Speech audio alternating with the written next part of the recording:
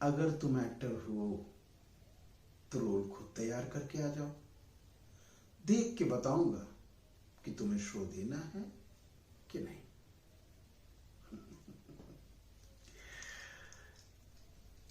हम सबके प्यारे बज्जू भाई आदरणीय राम गोपाल बजाज जी, जो कि राष्ट्रीय नाट्य विद्यालय के पूर्व निर्देशक और एक अच्छे डायरेक्टर, साथ ही साथ काव्य प्रेमी। बताते हैं कि अगर बजाज सर गुस्से में हैं तो उनके सामने कोई एक छोटी सी प्यारी सी कविता सुना दीजिए, उनका सारा गुस्सा काफू हो जाएगा। तो खैर मैं इस पर बाद में आऊंगा। ख्याल है कि आपकी साहिबजादी इनके लिए भी काम मिस्टर प्रोक्षांग, हमें आपकी साहिबजादी की खिदमत की दरकार है। खातून, आपका नाम क्या है? रोज प्रोक्षांग। बहुत खूब। आपका काम, मेरा मतलब है कि आपका कारोबार या आपका पेशा क्या है? मैं अपने वालिद का हाथ बटाती हूँ।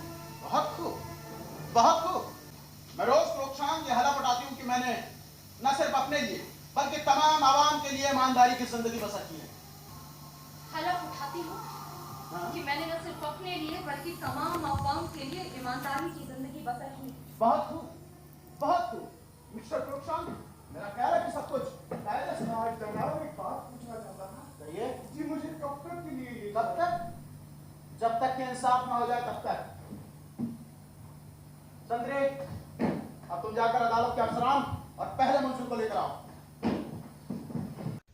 नमस्कार दोस्तों, इससे पहले आपने मेरा एक वीडियो देखा होगा जो कि आज़ाद मौलाना के ऊपर था और उसे त्रिपुरारी मैम ने डायरेक्ट किया था।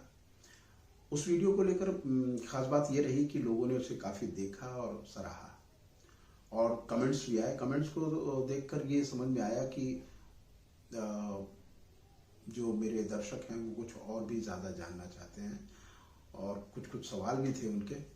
तो उसी क्रम में मैंने अपना ये दूसरा वीडियो रखा है जिस पे आज मैं दोस्तों बात करने वाला हूँ बजाज सर के बारे में, क्योंकि 2002 में मैंने उनके निर्देशन में एक नाटक किया था बूचड़ खाना।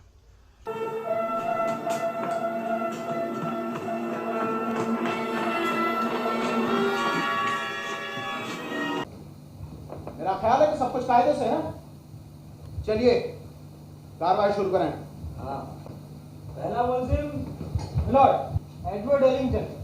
क्या तुम्हारा यही नाम है? जी जनाब। मिलॉर्ड, मुलजिम की उम्र 27 साल, कुंवारा है, कोई औलाद नहीं, रोजगार के दफ्तर में क्लर्क का कत्ल करने की कोशिश की।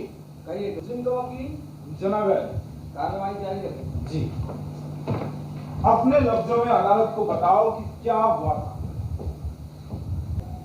तो मैंने उनसे पूछा मैं जिंदा कैसे रह पाऊंगा, तो उन्होंने कहा कि तुम्हें जिंदा रहने की जरूरत नहीं है।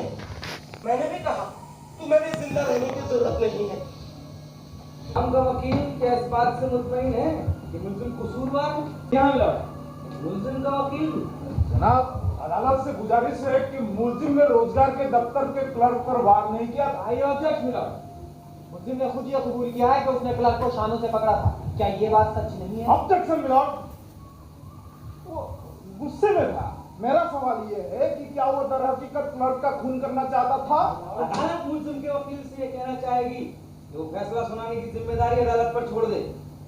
जी जनाब। क्योंकि वो भी एक अभिनय की मेरे लिए बहुत बड़ी क्लास थी।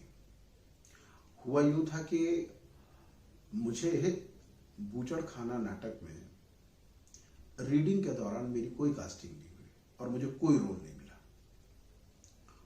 तो मेरे ही बैच के सारे लड़कों ने मिलकर कहा कि सर आपने पाटिल को तो कोई रोल ही नहीं दिया। तब उन्होंने ये बात कही थी कि अगर तुम एक्टर हो तो रोल तैयार कर लो जो तुम्हें पसंद हो। हाँ, मैं तुम्हें रिहर्सल नहीं दूंगा, मतलब ज्यादा रिहर्सल नहीं दूंगा। 1-2 रिहर्सल देखने के बाद तुम्हें खुद ही ऑब्जर्व करना है और कैरेक्टर खुद ही तैयार करना है। तो यहाँ पे मैं इस बात को जरूर मेंशन करना चाहूंगा कि हम एज एन एक्टर ऑब्जर्वेशन की क्लास भी करते हैं।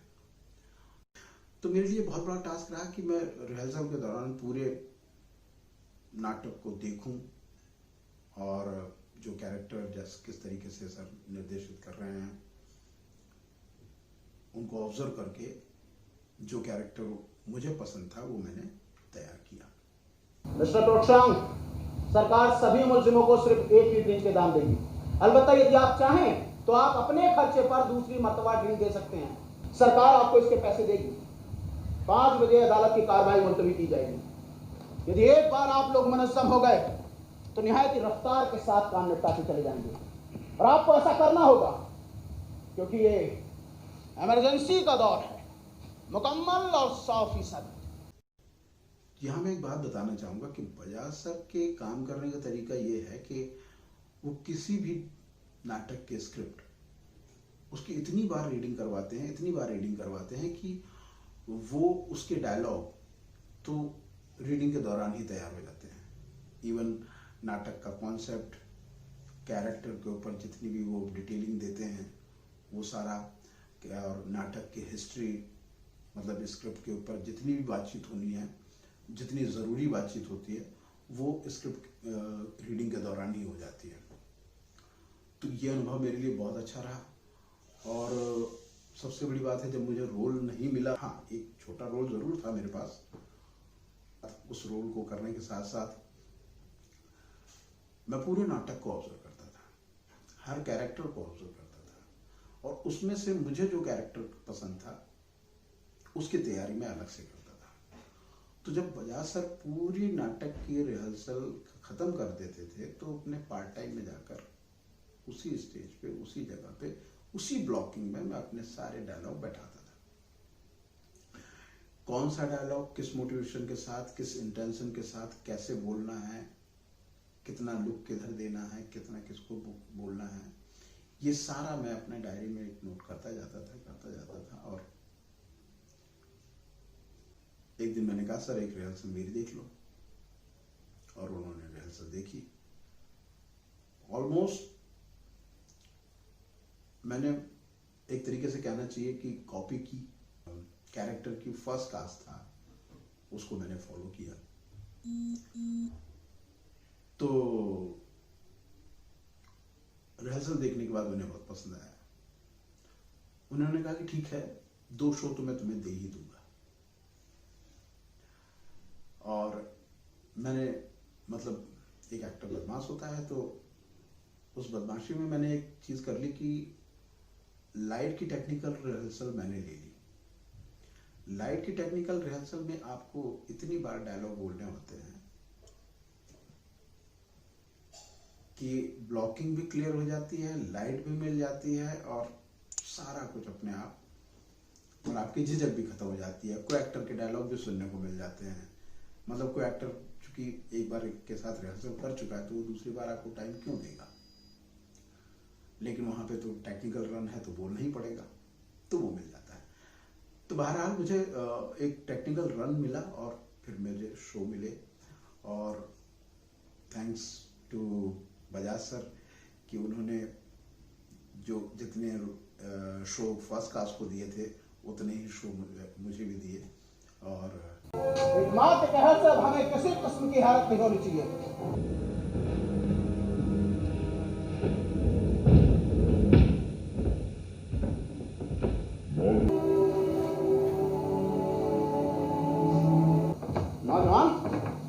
अपनी बंदूक नीचे करोगे या इसका घोड़ा ही दबा दोगे? मेरी समझ में कुछ नहीं आया। आपके समझने की कतई जरूरत भी नहीं है, मैं खुद की से बाखूबी नहीं समझ पाया हूं।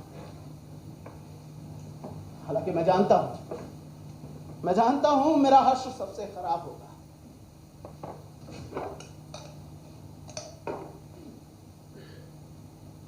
मिस्टर टोटसांग, 3 पैक पूरे, हुक्मनामा यही है।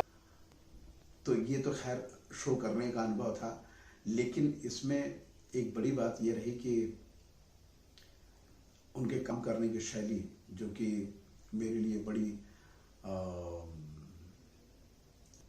इम्पोर्टेंट थी एज एन एक्टर। क्योंकि अगर आप ठीक है ट्रेनिंग पीरियड में हैं और आप ट्रेनिंग ले रहे हैं, तब तक तो आपको डायरेक्शन मिलता रहता है, लेकिन एज एन एक्टर जितना भी काम आपका होता है वो बाद में सेल्फ का ही होता है। क्या मैं पूछ सकता हूँ कि इस हुक्मनामे के लिए कौन जिम्मेदार है? जरूर आप पूछ सकते हैं और मैं जवाब भी दूंगा। जमहूरियत के 9 महीने के अरसे के दौरान जिसने ये तमाम अहकाम जारी किए थे, उसी ने ये हुक्मनामा भी जारी किया।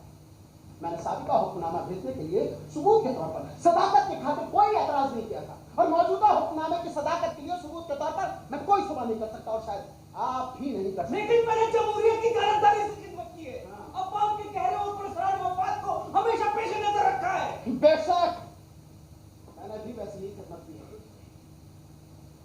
हालांकि अब मैं सोचता हूँ कि काश मैं किसी रेस्टोरेंट का मालिक होता।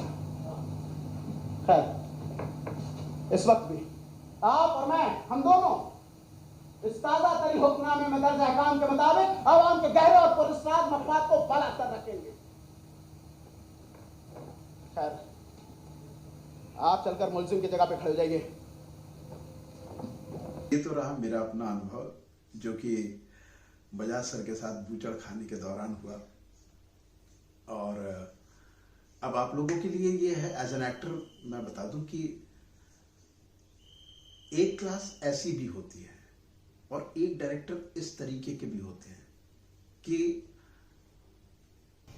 वो कुछ एक्टरों को ऐसे भी ट्रेन करते हैं, कभी भी कोई भी मार के आपको नहीं बताएगा कि इसको इन्वॉल्वमेंट कहते हैं, इसको ऑब्जर्वेशन कहते हैं, इसको एनालिसिस करना कहते हैं, ऐसा कोई भी नहीं बताता। हाँ, जो थ्योरी के टीचर होते हैं या जो एक्टिंग के टीचर होते हैं पर्टिकुलर, वो आपको इस बारे में ज़रूर बता देते हैं, लेकिन जब डायरेक्शन में डायरेक्टर अपने डायरेक्शन कर रहा होता है तो वो इस तरीके की चीज़ें नहीं बताता। लेकिन हाँ, उसके सिखाने का तरीका ये ज़रूर होता है कि वो आपको बड़ी से बड़ी चीज़ कितनी आसानी से दे देता है। और यही रहा कि उन्होंने मुझे जो एक विश्वास के साथ कहा कि तुम वो रोल तैयार कर लो और अगर कर सकते हो तो ये मेरे लिए बहुत बड़ा टास्क रहा कि मैं रोज रिहर्सल में बैठता था, पूरी प्रोसेस को देखता था और जो कैरेक्टर मुझे करना था उसको बारीकी से एनालाइज करता था, कैसे बोलता है, उस डायलॉग को बोलने का उसका इंटेंशन क्या है, क्यों बोल रहा है डायलॉग को। तो ये सब तो एज एन एक्टर मेरी तैयारी थी, लेकिन डायरेक्टर का जो था मुझे देने के लिए, जो डायरेक्टर ने मुझे दिया, वो यही था कि आप एक रोल को किस तरीके से तैयार करते हैं और सेल्फ में खुद ही। क्योंकि जब आप बाहर निकलते हो ट्रेनिंग पीरियड से, तो बाहर तो आपको खुद ही सारी चीज़ें करनी होती हैं। तो ये मेरे लिए एक बहुत अच्छा अनुभव रहा है ना। तो दोस्तों, आपको मेरा ये वीडियो कैसा लगा? अगर पसंद आया तो आप इसको लाइक, शेयर एंड सब्सक्राइब करें, और जितने भी एक्टिंग के नए लोग हैं उन तक इसको पहुंचाएं। थैंक यू, धन्यवाद।